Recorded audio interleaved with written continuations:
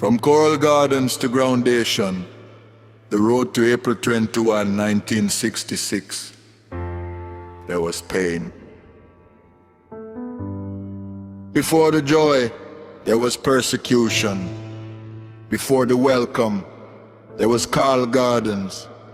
In the early years after independence, Rastafari was feared, ridiculed and criminalized. Locks, praise for Ethiopia, and the call for indigenous people's dignity were treated as threats. Rastafari's way of life was called madness, rebellion, disorder. But it was never a disturbance. It was a declaration of identity, divinity, and dignity. Then came Coral Gardens in 1963. A violent state crackdown in western Jamaica left Rastafari men beaten, imprisoned, humiliated, and cut off their locks.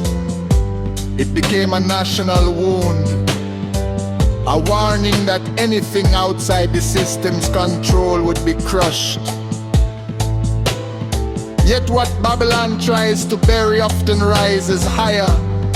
Long before 1966, Rastafari had fixed their eyes on Ethiopia.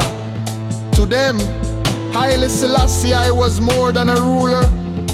He was a living example of sovereignty and divine order. The government may have arranged a diplomatic visit, but Rastafari had already summoned the moment in spirit.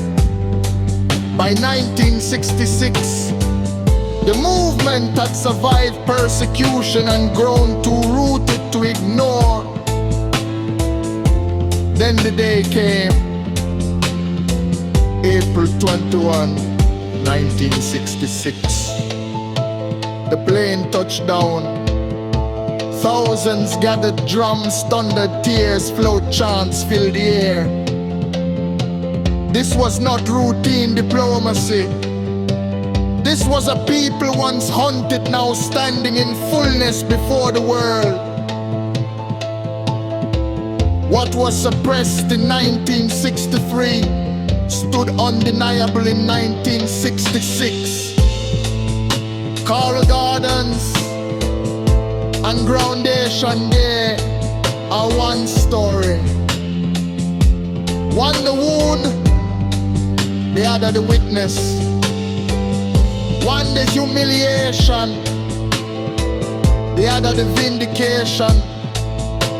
To Rastafari this was divine confirmation. You are seen, you are not forgotten. Stand firm. Coral Gardens remains a scar. April 21 remains a flame. Because this was never just about herbs or music. It was about dignity, resistance, memory, and the right to exist without apology. What Babylon tried to erase in 1963, Haile Selassie made undeniable in 1966.